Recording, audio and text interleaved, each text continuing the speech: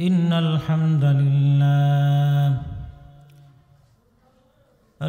لله نحمده ونستعينه ونستغفره ونؤمن به ونتوكل عليه ونعوذ بالله من شرور أنفسنا ومن سيئات أعمالنا من يهده الله فلا مضل له ومن يضلله فلا هادي له ونشهد أن لا إله إلا الله وحده لا شريك له ونشهد أن سيدنا وسندنا وحبيبنا وطبيبنا ومولانا محمدا عبده ورسوله أرسله بالحق بشيرا ونذيرا وداعيا إلى الله بإذنه وسراجا وقمرا منيرا أما بعد فأعوذ بالله من الشيطان الرجيم بسم الله الرحمن الرحيم وقضى ربك ألا تعبدوا إلا إياه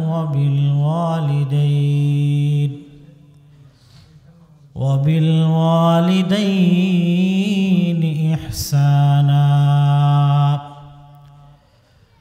إما يبلغن عندك الكبر أحدهما أو كلاهما فلا تقل لهما أف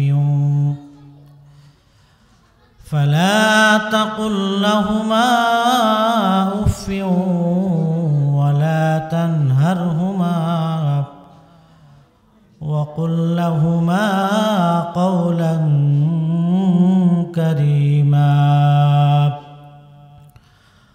واخفض لهما جناح الذل من الرحمة وقل رب ارحمهما كما ربياني صغيرا وقال رسول الله صلى الله تعالى عليه وسلم رضا الرب في رضا الوالد وسخط الرب في سخط الوالد أو كما قال النبي عليه الصلاة والسلام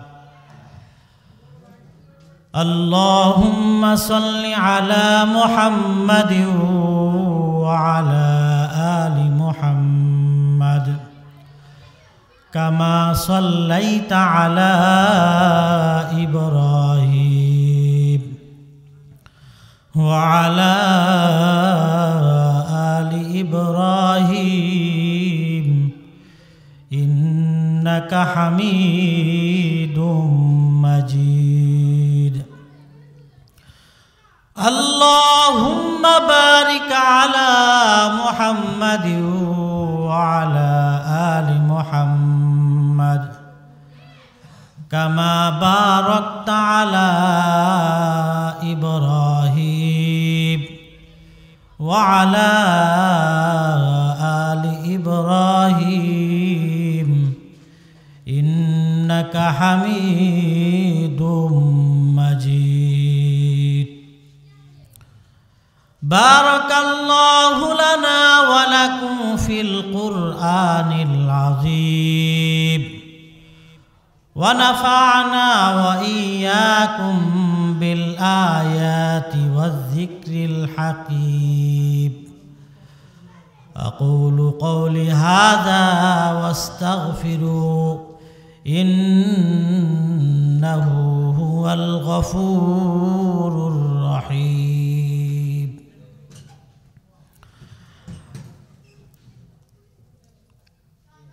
আটচল্লিশতম অধিবেশন বিরাট তাফসিরুল কোরআন মাহফিল ও ইসালে সওয়াব স্থান সুলতানগঞ্জ পাড়া ঘনপাড়া হযরত শাহ সুফি আলমগীর সাহেবের মাজার প্রাঙ্গণ। এই মাহফিলের সম্মানিত সভাপতি সাহেব, সম্মানিত অতিথিবৃন্দ, মুআজ্জাজ মুকাররম হযরতে উলামায়ে কিরাম, আমার সামনে উপস্থিত দিন প্রিয়, ইসলাম প্রিয়, দিনগার, পরহেজগার, মুত্তাকি মুসলমান ভাই ও বোনেরা, পর্দার নিশিন সম্মানিতা মা ও বোনেরা, সকলকে সালাম জানিয়ে সেই মালিকের দরবারে শুকরিয়া আদায় করছি, যে মালিক আমাদেরকে অত্যন্ত দয়া করে, মায়া করে, ভালোবেসে দুনিয়ার সমস্ত ঝামেলা থেকে মুক্ত করে এ পর্যন্ত আমাদের হায়াতকে দীর্ঘায়িত করে, যে মালিক চাইলে আমাদেরকে দুনিয়ার পেরেশানি দিয়া দুনিয়ার বিভিন্ন কাজে লিপ্ত করাইতে পারতেন, অসুস্থতা দিতে পারতেন, দুনিয়ার মাশগুলিয়াতের মধ্যে লিপ্ত করাইতে পারতেন, সেই মালিক আমাদেরকে মহাব্বত করে ভালোবেসে দুনিয়ার সমস্ত ঝামেলা থেকে মুক্ত করে আমি আদমকে আপনাদের সম্মুখে কোরআন এবং হাদিস থেকে কিছু আলোচনা করার সুযোগ করে দিয়েছেন, আপনাদেরকে শ্রবণ করার সুযোগ করে দিয়েছেন। সেই মালিকের দরবারে মহাব্বত নিয়ে, ভালোবাসা নিয়ে, দরদ নিয়ে সকলে একবার কালেমাতুশ শুকর আদায় করে সকলে বলে আলহামদুলিল্লাহ। অতঃপর লাখ কোটি দরুদ ও সালাম সেই বিশ্ব মানবের প্রতি, যিনি হলেন রহমতের নবী, বরকতের নবী, দো জাহানের বাদশাহ নবী, যেই নবীকে সৃষ্টি না করলে মালিক দুনিয়াতে কোনো কিছু সৃষ্টি করার ইচ্ছাও করতেন না। সেই নবীর প্রতি ভালোবাসা নিয়ে, দরদ নিয়ে, মহাব্বত নিয়ে সকলে একবার দরুদ পাঠ করে সকলে বলি সাল্লাল্লাহু তাআলা আলাইহি ওয়াসাল্লাম। সম্মানিত উপস্থিতি, আমি আপনাদের সম্মুখে কোরআনে হাকিমের সূরাত বনী ইসরাঈলের 23 নম্বর আয়াত তেলাওয়াত করেছি। নবীজির অসংখ্য হাদিস থেকে একটি হাদিস তেলাওয়াত করেছি। মালিক যদি আমাকে তৌফিক দান করেন, আয়াত এবং হাদিসকে সামনে রেখে কিছু জরুরি কিছু আলোচনা করার চেষ্টা করব ইনশাআল্লাহ তাআলা। আমি আপনাদের সম্মুখে আলোচনায় যাওয়ার আগে আমরা যারা এদিক সেদিক ঘোরাফেরা করতেছি, দুনিয়ার কাজের মধ্যে লিপ্ত আছি, আমরা সব কাজ ত্যাগ করে দ্বীনি মাহফিলে উপস্থিত হয়ে যাই। কেন? কারণ হলো এখানে কোরআন এবং হাদিস থেকে আলোচনা হবে। আমাদের চতুর্দিকে ফেরেশতারা বেষ্টন করে আছেন। যা কিছু বলবো, যা কিছু শুনবো, প্রত্যেকটা কথার বিনিময়, বসার বিনিময় সব লেখা হবে। এই সবগুলা ফেরেশতারা নিয়ে মালিকের দরবারে উপস্থিত হয়ে যাবে। পক্ষান্তরে আমরা যারা বাহিরে আছি, বিভিন্ন গুনাহ হচ্ছে আমাদের, ওই গুনাহ থেকে কমপক্ষে বাঁচার জন্য আমরা এখানে তাড়াতাড়ি উপস্থিত হয়ে যাই। আসুন আমি আপনাদের সম্মুখে কোরআনে কারিমের সূরাত বনী ইসরাঈলের 23 নম্বর আয়াত তেলাওয়াত করেছি। মালিক কোরআনে হাকিমের মধ্যে বলেন, বিসমিল্লাহির রহমানির রহিম, ওয়াকাযা রাব্বুকা আল্লা তা'বুদু ইল্লা ইয়্যাহু ওয়া বিল ওয়ালিদাইনি ইহসানা ইম্মা ইয়াবলুগান্না ইনদাকাল কিবারা আহাদুহুমা আও কিলাহুমা ফালা তাকুল লাহুমা উফফিন ওয়ালা তানহারহুমা وقل لهما قولا كريما। আল্লাহ তাআলা বলেন, ওয়াকাযা রাব্বুকা, তোমার মালিকের পক্ষ থেকে ফয়সালা হয়ে গিয়েছে, আল্লাহ তা'বুদু ইল্লা ইয়্যাহু ওয়া বিল ওয়ালিদাইনি ইহসানা, আল্লাহ তা'বুদু, আমি মালিক ব্যতীত অন্য কারো ইবাদত করা যাবে। আল্লাহ তাআলা নিজেই বলেন, আমি মালিক ছাড়া অন্য কারো ইবাদত করা যাবে না। ইবাদত যদি করতে হয় তাহলে কার করতে হবে? জোরে বলেন, মালিকের ইবাদত করতে হবে। মালিক ছাড়া অন্য কারো ইবাদত করা যাবে না। একমাত্র শুধুমাত্র কেবলমাত্র ইবাদতের উপযোগী আমার মালিক। মালিক বলেন, আমি আল্লাহ ছাড়া আর কারো ইবাদত করা যাবে? আমি মালিক ছাড়া যদি অন্য কারো ইবাদত করো তাহলে আমি মালিকের সাথে শিরক হয়ে যাবে। ঠিক কিনা? জোরে কন। সর্বপ্রথম এই আয়াতি কারিমার মধ্যে আল্লাহ তাআলা নিজের হকের কথা আগে বলছেন, এরপরে আরেকটা হকের কথা বলেছেন মালিক, বান্দার হকের কথা বলেছেন। আল্লাহ তাআলা বলেন, ওয়াবিল ওয়ালিদাইনি ইহসানা, তোমার পিতামাতার সাথে তোমরা সুন্দর ব্যবহার করো, ইহসান করো, দয়া করো, ভালো ব্যবহার করো, সত্য ব্যবহার করো। তাহলে এই আয়াতি কারিমার থেকে এতটুকুন থেকে আমরা বুঝতে পারি এটা হলো আল্লাহ তাআলার আদেশ। কার আদেশ? আল্লাহ তাআলার আদেশ। আমি মালিক ছাড়া আর কারো ইবাদত করা যাবে না। এরপরে মালিক বলেছেন, তোমরা তোমাদের পিতামাতার সাথে সুন্দর ব্যবহার করো, সত্য ব্যবহার করো। আল্লাহ তাআলার ইবাদত ছাড়া দুনিয়ার কোনো মানুষ যদি মালিকের ইবাদত না করে তাহলে আল্লাহ তাআলার নাফরমানি করা হবে। জোরে কোন ঠিক কিনা? আল্লাহ তাআলার নাফরমানি করা হবে, আল্লাহকে মান্য করা হলো না, আল্লাহকে মানা হলো না। আল্লাহকে যদি আমরা মানি, আল্লাহর ইবাদত করি, তাহলে মালিক আমাদের প্রতি নারাজ না হইয়া খুশি হয়। আল্লাহর যদি ইবাদত করি তাহলে আল্লাহ তাআলা আমাদের প্রতি কি হয়? খুশি হয়। যদি মালিকের ইবাদত না করি তাহলে মালিক আমাদের উপরে নারাজ হয়। অনুরূপভাবে আমরা যদি আমাদের পিতামাতার সাথে সুন্দর ব্যবহার করি তাহলে আল্লাহর পক্ষ থেকে নুসরত নাজিল হয়, আল্লাহ পাক আমাদের প্রতি দয়া করেন, আল্লাহ পাক আমাদেরকে মহাব্বত করেন। জোরে কান সুবহানাল্লাহ। আর যদি আমার আপনার পিতামাতার সাথে যদি সুন্দর ব্যবহার না করি তাহলে মালিক আমাদের প্রতি নারাজ হয়ে যাবে। এরপরে আল্লাহ তাআলা বলেন, ইম্মা ইয়াবলুগান্না ইনদাকাল কিবারা আহাদুহুমা আও কিলাহুমা ফালা তাকুল লাহুমা উফফিন ওয়ালা তানহারহুমা ওয়াকুল লাহুমা কওলান কারীমা ওয়াকুল লাহুমা কওলান কারীমা। আল্লাহু আকবার। জোরে কান, আরো জোরে কান আল্লাহু আকবার।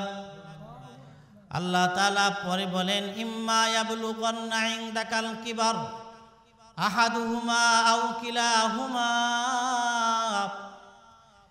আল্লাহ তাআলা কয় তোমার পিতামাতার মধ্য থেকে উভয় অথবা কোনো একজন যদি বার্ধক্যে পৌঁছে যায়, বৃদ্ধায় উপনীত হয়।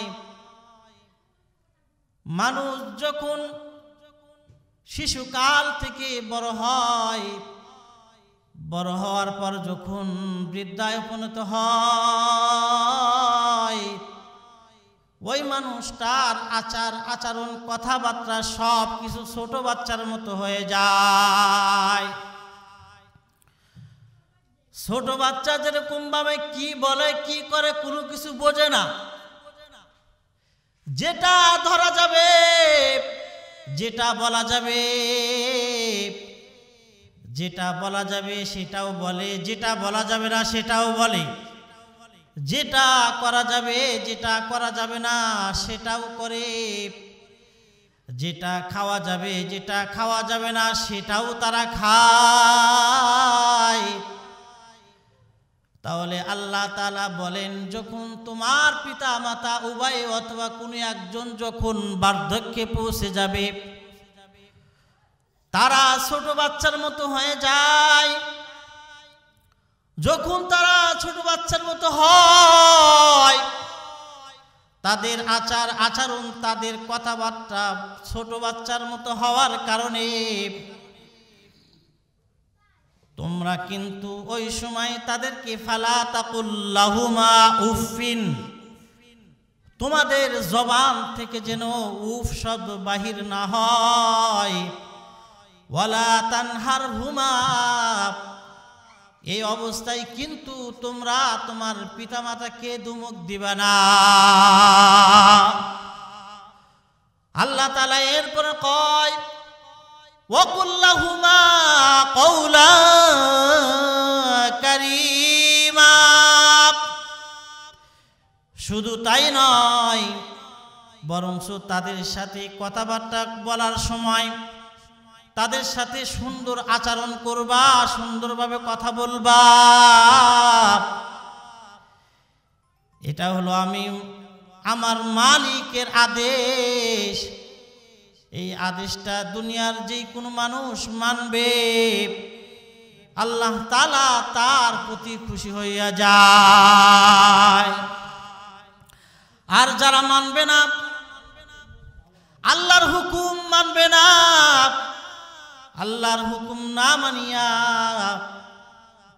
পিতামাতার সাথে অবাধ্য হয়ে চলবে, তাদের কথা মানবে না, দুনিয়ার জমিনের মধ্যে অহরহ এরকম ঘটনা ঘটছে। যারা পিতামাতার কথা না মানার কারণে আল্লাহ তাআলা দুনিয়ার জমিনের মধ্যে তাদেরকে শাস্তির ব্যবস্থা করছে। আল্লাহ তাআলা এরপরে বলেন ইম্মা ইয়াবলুগান্না ইনদাকাল কিবারা আহাদুহুমা আও কিলাহুমা ফালা তাকুল লাহুমা উফিউ ওয়ালা তানহারহুমা ওয়াকুল লাহুমা কওলান কারীমা ওয়াখফিদ লাহুমা জানাহা যুল্লি মিনার রাহমা ওয়াকুল রব্বিরহামহুমা কামা রব্বায়ানি সগীরা। আল্লাহ তাআলা কয় পাখিগুলো যেরকম ভাবে তাদের ডানা বিছায়া দেয়, তোমরা কিন্তু তোমাদের পিতামাতার সামনে একদম নরম হয়ে যাবা, তোমাদের কথাবার্তা একদম নরম হয়ে যাবে, তাদের সামনে একদম মাথা নিচু করে দাও। তাদেরকে দেখলে তোমরা তাদেরকে সম্মান করবা এবং তাদের জন্য দোয়া করবা। ওগো মালিক, আমি যেই সময় ছোট ছিলাম, ছোট থাকা অবস্থায় আমার বাবা মা যেরকম ভাবে আমাকে মহাব্বত করেছে, আদর করেছে, সোহাগ করেছে, আমাকে মহাব্বত করে আমি ছোটবেলায় আমার বাবা মাকে আমি কষ্ট দিয়েছি, আমার মাকে আমি কষ্ট দিয়েছি, কিন্তু তারা এই কষ্টগুলো সহ্য করে তারা আমাকে দয়া করে, মেহেরবানি করে, অনুগ্রহ করে আমাকে লালন করেছে, পালন করেছে, বড় করেছে। মালিক গো, দয়া করে, মেহেরবানি করে আমার বাবা মার প্রতি আপনি রহম করুন, দয়া করুন। মুসলমান ভাই, কথাগুলো গভীর মনোযোগ দিবেন। আল্লাহ তাআলা এখানে বলে, এটা হলো আমি মালিকের আদেশ, ফয়সালা হয়ে গেছে, দুনিয়ার কোনো মানুষ আর ফয়সালা করতে পারবে না, এটা আল্লাহ তাআলার হুকুম। আল্লাহ তাআলা বলেন, আমি মালিকের হুকুমকে যারা মানবে তারা আমি মালিক তার উপরে খুশি হয়ে যায়, আর যারা আমি মালিকের দেওয়া হুকুমকে যারা মানবে না, আমি মালিক তাদের প্রতি নারাজ হয়ে যায়। বিশ্বনবী সাল্লাল্লাহু আলাইহি ওয়াসাল্লাম বলেন, হুমা জান্নাতুকা ওয়া নারুক। বিশ্বনবীজি কয়, তোমরা কি জানো নাকি পিতামাতা কেমন সম্পদ? এরা দুইজন এমন সম্পদ, পিতামাতার কারণে তুমি জান্নাত পাইবা, আবার পিতামাতার কারণে আবার তোমাকে জাহান্নামে যেতে হবে।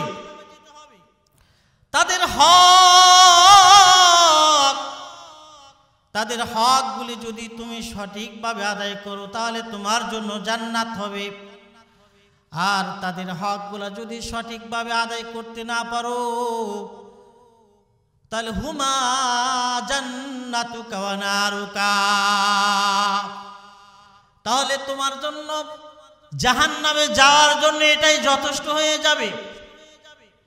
আল্লাহর নবী আরো কয়, রিজার রব্বি ফি রিজাল ওয়ালিদি ওয়া সাখাতুর রব্বি ফি সাখাতিল ওয়ালিদি। তোমার পিতামাতা যদি সন্তুষ্ট হয় তাহলে আমি, বিশ্বনবীজি কয়, তোমার পিতামাতা যদি সন্তুষ্ট থাকে আল্লাহ তাআলা তোমার প্রতি সন্তুষ্ট, আর তোমার পিতামাতা যদি তোমার প্রতি নারাজ হয় তাহলে আসমানের মালিকও তোমার প্রতি নারাজ হয়ে যায়। মুসলমান ভাই, তাহলে আয়াত এবং হাদিসকে সামনে রেখে বোঝা যায় তাদের সাথে সম্মান করতে হবে, তাদেরকে সম্মান করতে হবে, তাদের হকগুলা সঠিকভাবে পালন করতে হবে। তাদের হকগুলা পালন করলে আল্লাহ তাআলা আমাকে আপনাকে জান্নাত দান করবেন। আর যদি তাদের হক যদি ভালোভাবে আদায় করতে না পারি, বাবা মা যদি আমার প্রতি নারাজ হয় তাহলে আমার আপনার জাহান্নামে যাওয়ার জন্য এটাই যথেষ্ট হয়ে যাবে।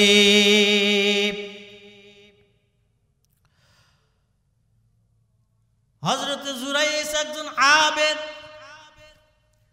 কিতাবের মধ্যে আসছে জুরাইস এমন আবেদ ছিল,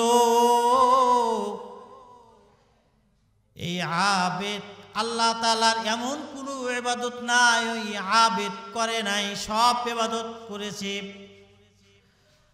আল্লাহ তাআলা তার প্রতি খুশি হয়ে গেছে। ওই আবেদ এলাকা ছেড়ে জঙ্গলের মধ্যে একটা ঘর তুলেছে, ঝুপড়ি ঘর তুলেছে। এলাকার মধ্যে তার ইবাদত করতে কষ্ট হয়, সমস্যা হয়। সেই কারণে জঙ্গলের মধ্যে চলে গেছে। জঙ্গলের মধ্যে যাওয়ার পর সারা দিন সারা রাত আল্লাহ তাআলার ইবাদত করে। দিনের বেলায় রোজা রাখে, রাতের বেলায় আল্লাহ তাআলার ইবাদত করে। তার থেকে একটা সময়, একটা সেকেন্ড তার থেকে নষ্ট হয় না। সব সময় মালিকের ইবাদতের মধ্যে কাটায়। এলাকার মানুষগুলা তার প্রতি সন্তুষ্ট হয়ে গেছে। কারণ হলো এই ইবাদত গুজার বান্দা এমন আবেদ, দুনিয়া ত্যাগ করে শুধুমাত্র আল্লাহ আল্লাহ আল্লাহ আল্লাহ বলতে থাকে। দুনিয়া ত্যাগ করে উনি ইবাদত করা শুরু করেছে।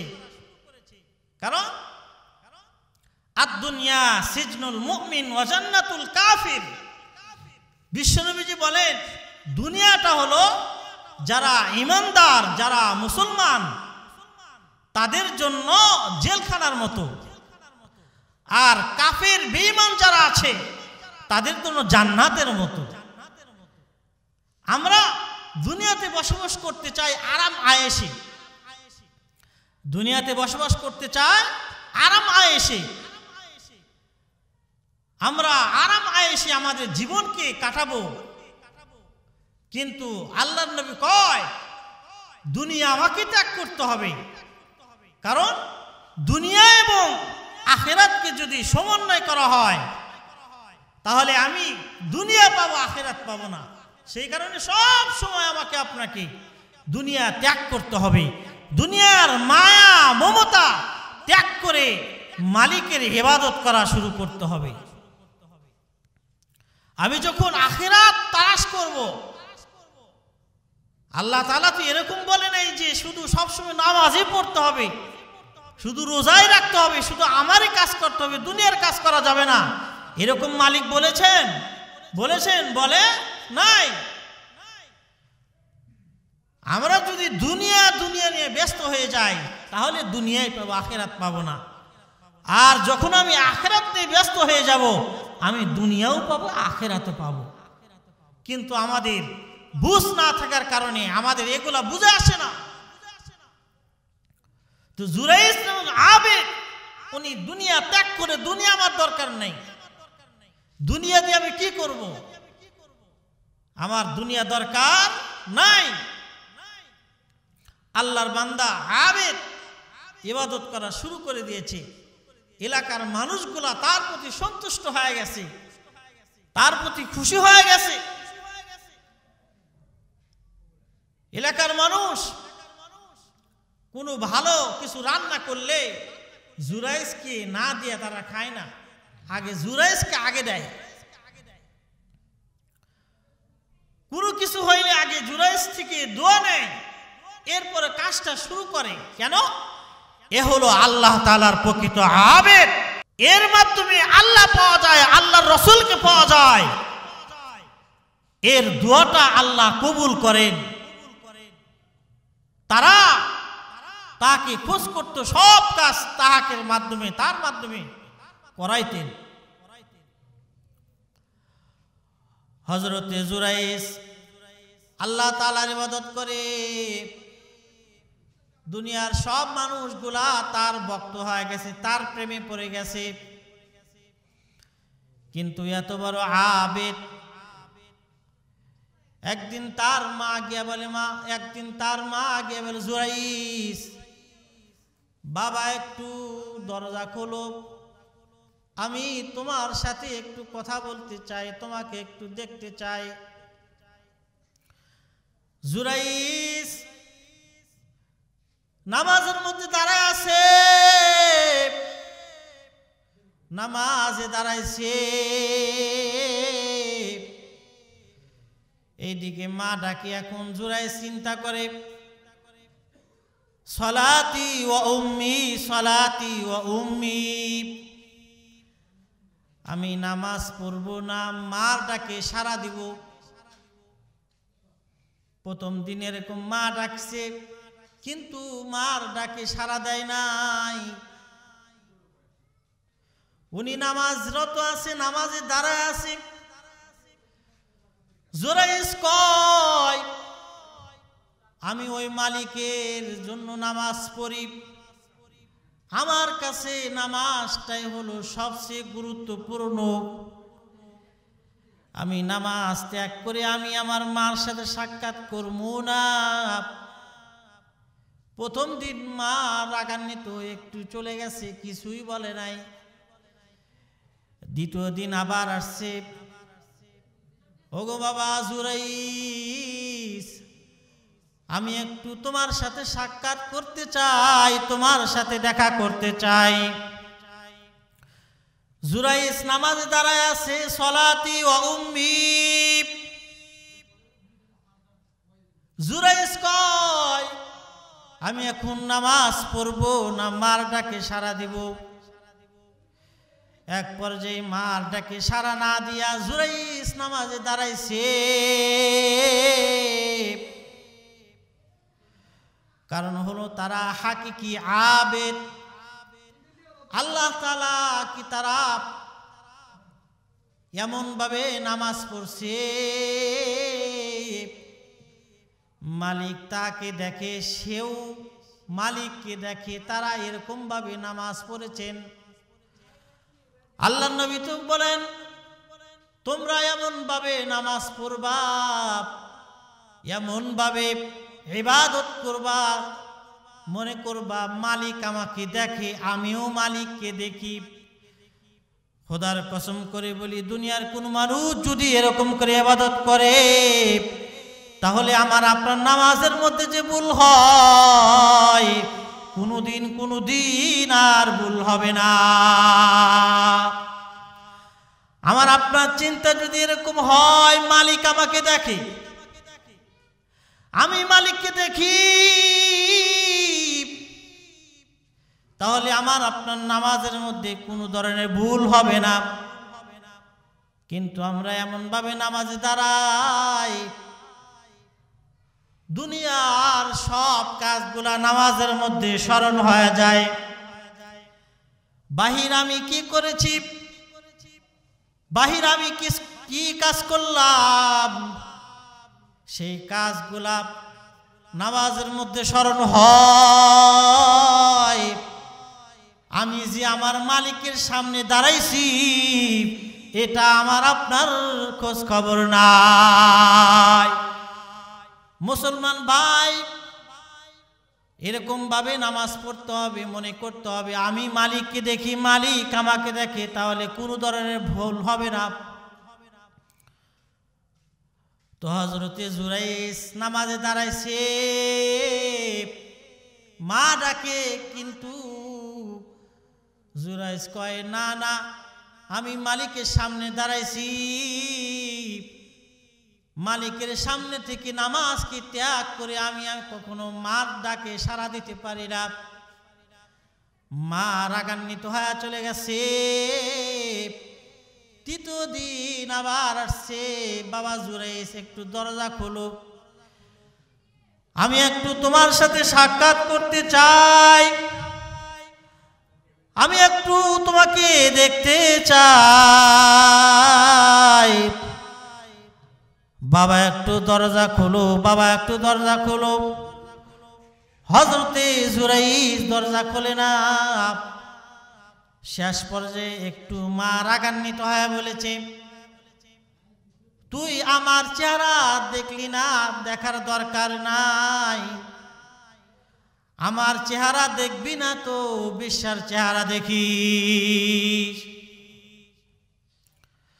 আল্লাহর নবী তো বলেছেন, قال رسول الله صلى الله تعالى عليه وسلم ثلاث دعوات مستجابات لا شك فيهن دعوة المظلوم ودعوة المسافر ودعوة الوالد على ولده أو كما قال النبي عليه الصلاة والسلام। আল্লাহর নবী বিশ্ব নবীজি কয়, দুনিয়ার মধ্যে এরকম তিনজন মানুষ আছে যেই মানুষগুলা মালিকের দরবারে দোয়া করতে দেরি হয় কিন্তু দোয়া কবুল হতে দেরি হয় না, এই তিনজন মানুষ যদি মালিকের দরবারে কারো জন্য দোয়া করে, আল্লাহ তাআলা তাদের দোয়া কবুল করে নাই। অনুরূপভাবে এই তিনজন মানুষ যদি কারো বিরুদ্ধে বদদোয়া করে, বদদোয়া করতে দেরি হয় কিন্তু মালিক সেই বদদোয়া কবুল করতে দেরি হয় না। বিশ্বনবী কয়, এক নাম্বার হলো দাওয়াতুল মাজলুম, এক নাম্বার হলো মজলুমের দোয়া। আল্লাহ নবী কয় মজলুম হওয়া ভালো, উলামায়ে কিরামগণ সব সময় মজলুম হওয়া এটা নবীর সিফাত, সাহাবায়ে কিরামের সিফাত। মাজলুমের দোয়া আল্লাহ তাআলা কবুল করেন। মাজলুমের মধ্যে আল্লাহ তাআলার মাঝে কোনো ধরনের পর্দা নাই, যা বলে আল্লাহ তাআলা সেটা কবুল করে নাই। মাজলুম আমরা হতে চাই না। মাজলুম এই বান্দা আল্লাহ তাআলার নিকট প্রিয় বান্দা, এদের দোয়া আল্লাহ তাআলা কবুল করেন। মাজলুম হওয়া ভালো, তবে জালেম হওয়া ভালো। মাজলুমকে আল্লাহ তাআলা এই মাজলুমিয়ত থেকে কখনো কখনো আল্লাহ তাআলা পরিত্রাণ দিয়ে দেয়, তবে জালেম, এই জালেমকে আল্লাহ তাআলা একসময় তাকে ধ্বংস করে। জোরে বলেন ঠিক কিনা? বাবা আদম থেকে নিয়ে এ পর্যন্ত কিয়ামত পর্যন্ত যারা জালেম হবে তাদেরকে আল্লাহ তাআলা এক সময় তাদেরকে শেষ করে দিবেন। জালেম কখনো দুনিয়াতে টিকে থাকতে পারে না, সেই কারণে জালেম হওয়া যাবে না। মাজলুম হন, তবে জালেম হবেন না। জালেম হইলে আল্লাহ তার প্রতি নারাজ হয়। আল্লাহর ফেরেশতারা তাহাকে সব সময় অবগত করে, হে আল্লাহর বান্দা, আল্লাহর বান্দাকে তুমি কেন জুলুম করো? আল্লাহর বান্দা হয়ে বান্দার উপর জুলুম করবে, এটা আল্লাহ তাআলা পছন্দ করে না।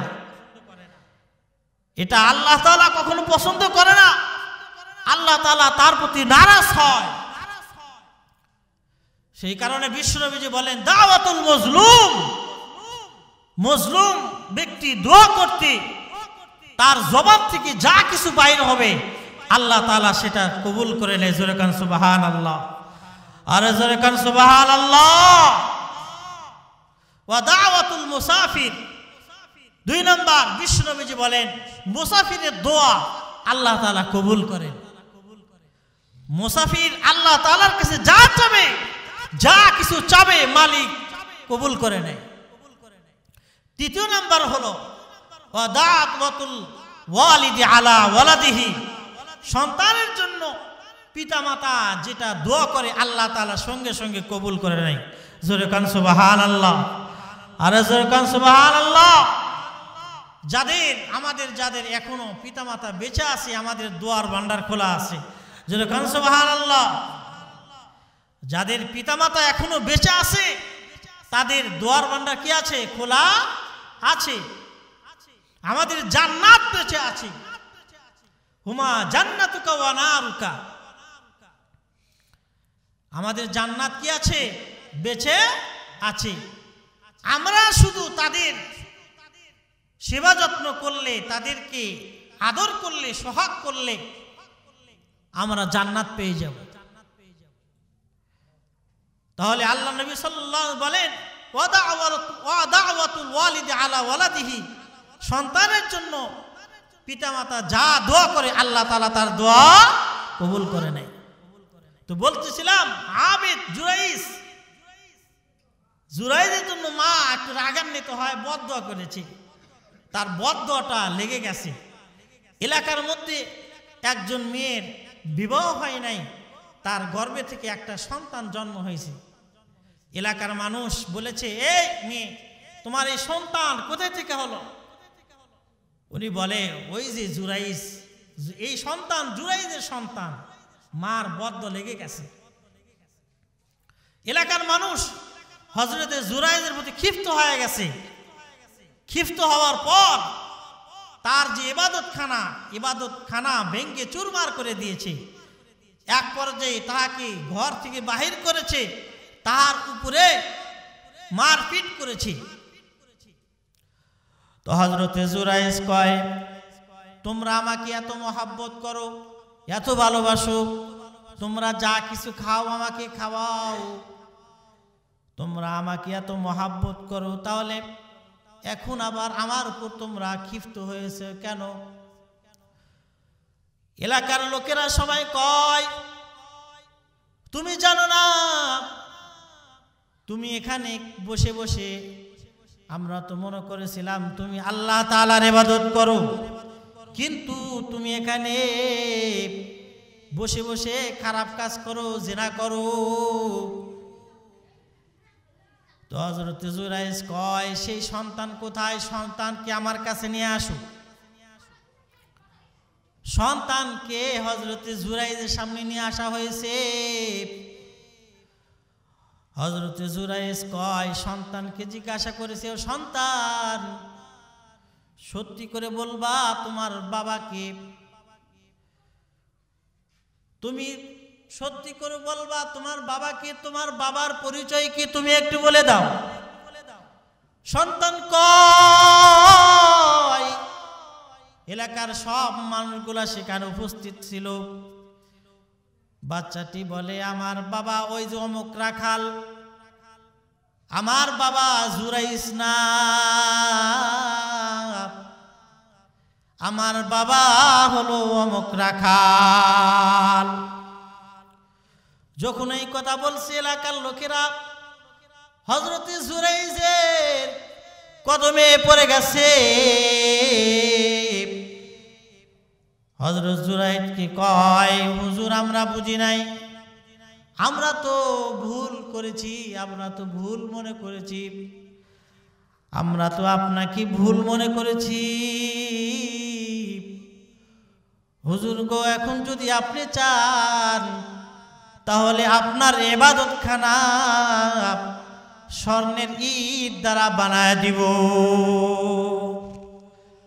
হযরত জুরাইজ কয়, না না, আমার দরকার নাই, স্বর্ণের ইটের ঘর আমি চাই না, বরঞ্চ যেরকম ঘর ছিল ওরকম তোমরা বানায় দাও, ওই ঘরের মধ্যে আমি মালিকের ইবাদত করে তৃপ্তি পাই, ভালো লাগে, আমি স্বর্ণের ঘর চাই না। ও মুসলমান, তাহলে এখান থেকে আমরা বুঝলাম আল্লাহ তাআলা হযরত জুরাইজকে মহব্বত করেন, ভালোবাসেন। কারণ হলো যেই বান্দা আল্লাহ তাআলার হয়ে যায়, যেই মানুষটা আল্লাহ তাআলার হয়ে যায়, আল্লাহ তাআলার ওই বান্দার জন্য যথেষ্ট হয়ে যায়। আল্লাহ তাআলা হযরত জুরাইজের সম্মানার্থে, সম্মানের জন্য আল্লাহ তাআলা ছোট বাচ্চার জবান থেকে, দোলনার বাচ্চার জবান থেকে কথা বলার শক্তি দিয়েছেন, কুওয়াত দিয়েছেন। অন্যান্য রিওয়ায়াতে আসছে আসলে হযরত জুরাইজ আবেদ ছিল, আলেম ছিল না, ফকি ছিল না, সেই কারণে আল্লাহ তাআলার নামাজকে প্রাধান্য দিয়েছেন, মারটাকে প্রাধান্য দেয় নাই। যদি জুরাইজ ফকি হতো তাহলে নামাজকে ত্যাগ করে মারটাকে সারা দিত। মুসলমান ভাই, সেই কারণে আমার আপনার অন্তরের মধ্যে ভালো মন্দ কিছু বোঝার, কিছু ইলম থাকতে হবে। এখন আপনারা বলেন তো, এই আয়াতি কারিমের ব্যাখ্যায় আপনারা বলেন তো, আমার আপনার সামনে যদি আমার বৃদ্ধা মা যদি আমাকে ডাকে, আমি আপনি নামাজের মধ্যে দাঁড়ায় আছি, তাহলে এখন আমি আমার মাকে মার ডাকে সাড়া দিব না আমি নামাজ পড়ব? আপনারাই বলে। ওলামায়ে কেরাম বলেন, যেহেতু আমার পিতামাতা বৃদ্ধা, আমি যদি তাদের ডাকে সাড়া না দেই তাহলে সে সমস্যার সম্মুখীন হওয়ার আশঙ্কা আছে। সেই কারণে মাসলা বলে, এখানে নামাজ ছেড়ে দিয়া আমাকে আপনাকে ওই বৃদ্ধা পিতামাতার কথায় তার ডাকে আমাদেরকে সাড়া দিতে হবে।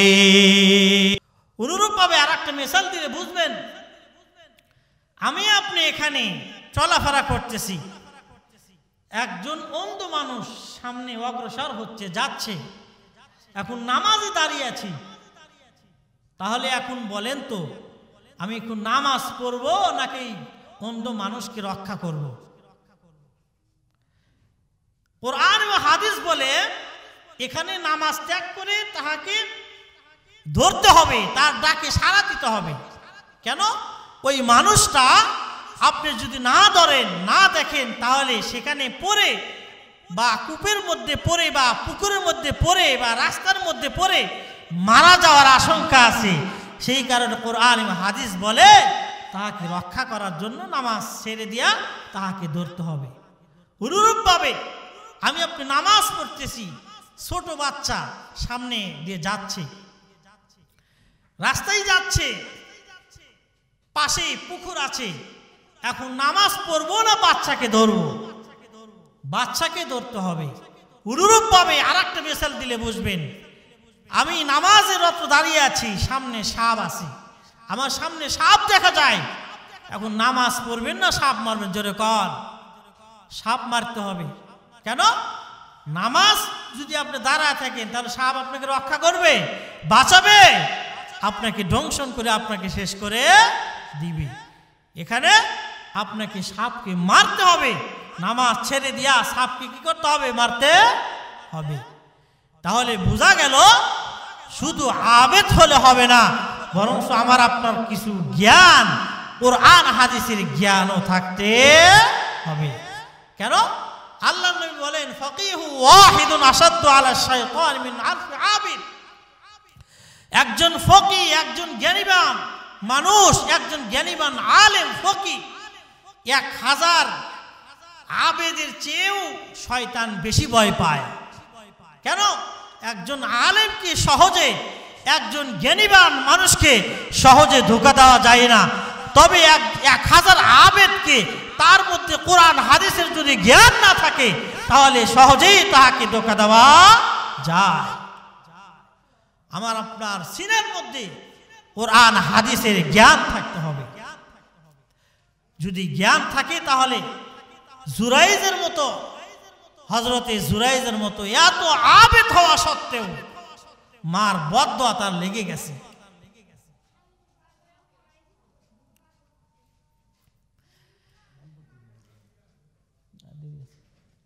এটা হলো মা বাবার কথা যদি আমি আপনি না মানি, এর শাস্তি আল্লাহ তাআলা দুনিয়াতেই কখনো কখনো আল্লাহ তাআলা দেয়।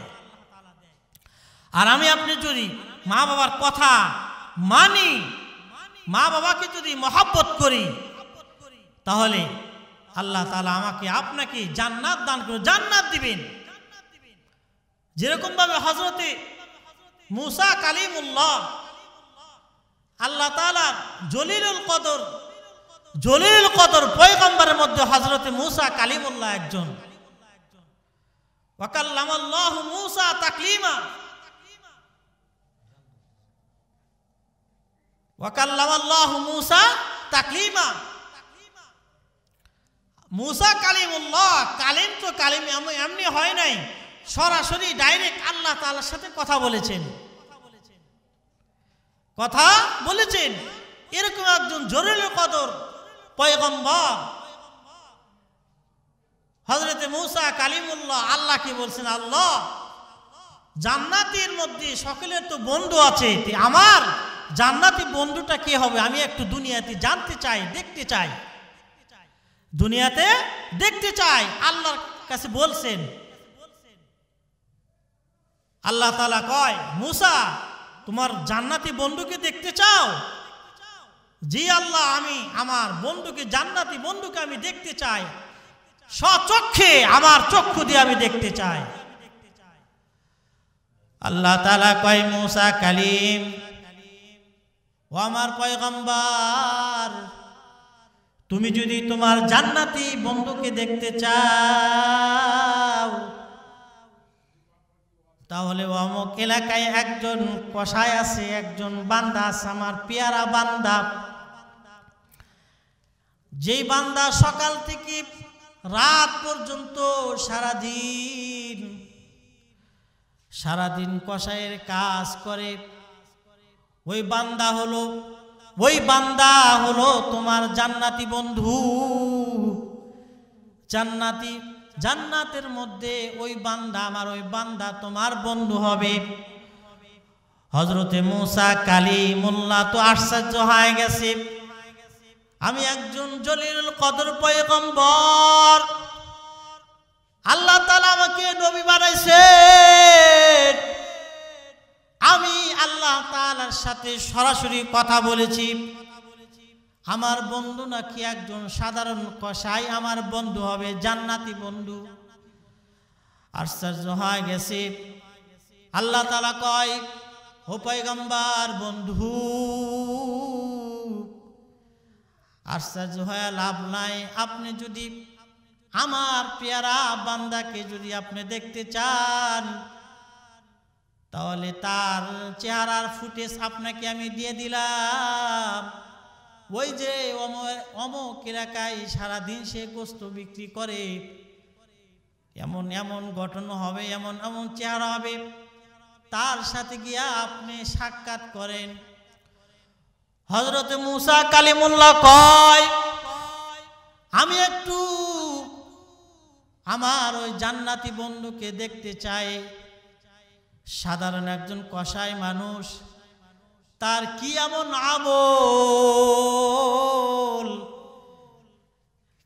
আমল করে, কি এমন আমল করেছে যে আমলের বিনিময় আমি নবীর সাথে আমি নবীর বন্ধু হবে। হযরতে মুসা কালিমুল্লাহ রওনা করা শুরু করে দিয়েছে। আল্লাহ তাআলা হযরতে মুসা কালিমুল্লাহকে সব বলে দিয়েছে কোথায় থেকে কোথায় যেতে হবে। কারণ হলো আল্লাহর পয়গম্বর বাবা আদম থেকে নিয়ে আমাদের নবী পর্যন্ত যত নবী রাসূলকে আল্লাহ তাআলা দুনিয়াতে পাঠাইছে, কোন নবী তাদের নিজের পক্ষ থেকে কোনো কথা বলে না। মা ইয়ানতিকু আনিল হাওয়া ইন হুয়া ইল্লা ওয়াহয়ুন ইউহা, ইন হুয়া ইল্লা ওয়াহয়ুন ইউহা। ওহির মাধ্যমে আল্লাহ তাআলা যেটা কয় নবীরাই সেটা বলে, তাদের জবান থেকে একটা কথা নিজের পক্ষ থেকে বানায়া তারা কয় না। হযরতে মুসা কালিমুল্লাহ চলে গেছে জান্নাতি বন্ধু দেখার জন্য। হযরতে মুসা খুঁজতে আল্লাহর বান্দাকে পেয়েছে। সারাদিন ওখানে বসে আছে, পরিচয় দেয় নাই, পরিচয় গোপন রাখছে।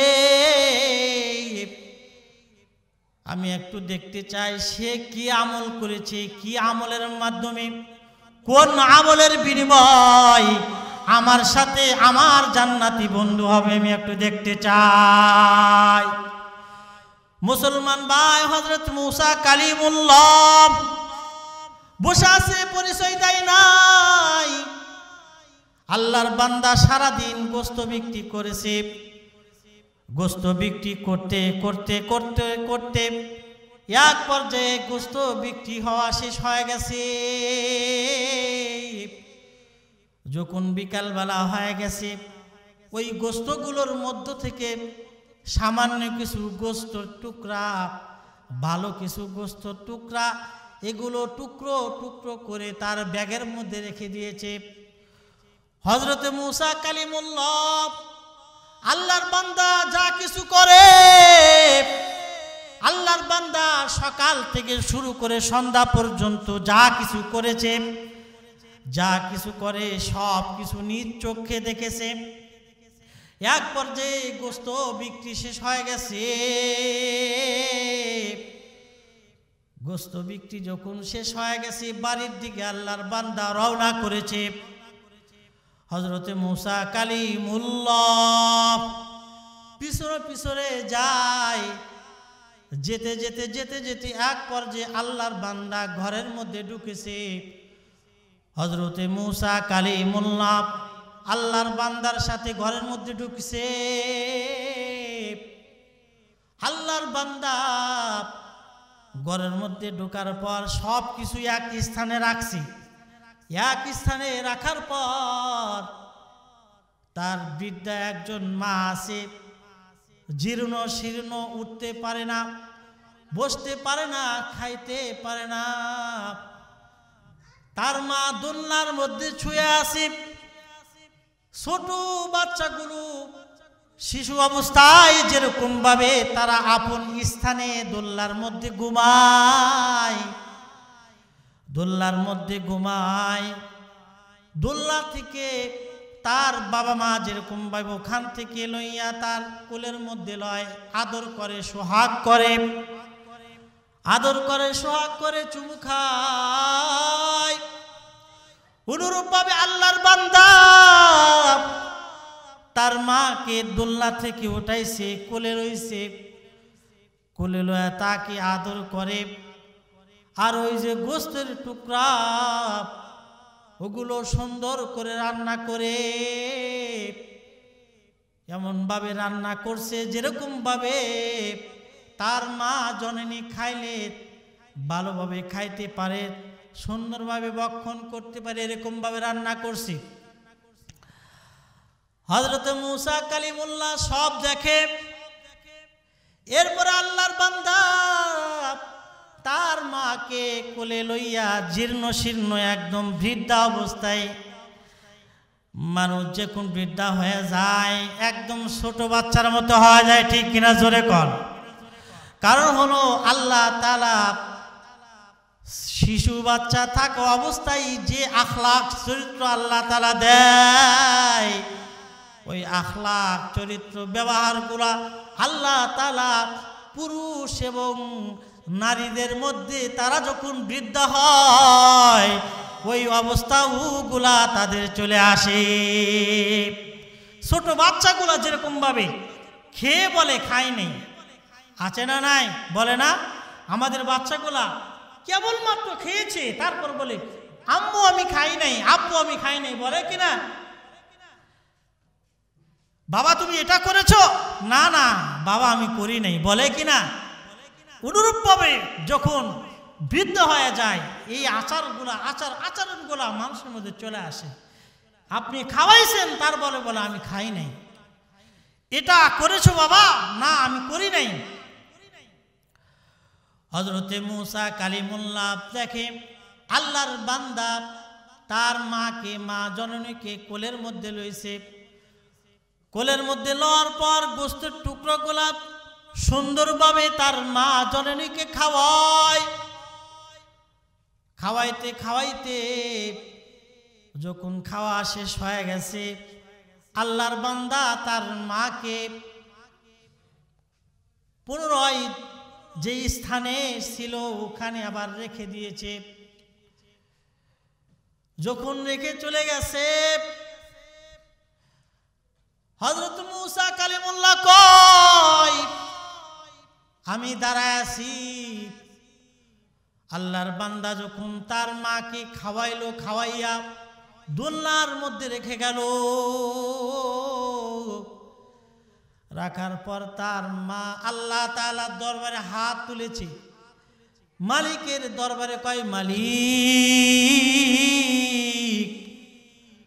আমার সন্তান যেরকমভাবে আমার আদর করে, সোহাগ করে, আমাকে মায়া করে, ভালোবাসে, ওগো মালিক, আমি মা হয়ে বলছি, দয়া করে মেহেরবানি করে আমার এই সন্তানকে জামানার পয়গম্বর হযরতে মূসা কালিমুল্লাহর সাথে জান্নাতি বন্ধু হিসেবে কবুল করে লন। জোরে কোন সুবহানাল্লাহ, আরে জোরে জোরে কোন সুবহানাল্লাহ, আরে চিল্লা কোন সুবহানাল্লাহ, মোহাব্বত নিয়ে ভালোবাসা নিয়ে কোন সুবহানাল্লাহ। আল্লাহু আকবার, মোহাব্বত নিয়ে কোন আল্লাহু আকবার, আরে জোরে কোন আল্লাহু আকবার, আরে জোরে জোরে কোন আল্লাহু আকবার। লা ইলাহা ইল্লাল্লাহ, লা ইলাহা ইল্লাল্লাহ। আরে আকিল হোনা গাফিল, আরে আকিল হোনা গাফিল, तुझे जाना है दुनिया से,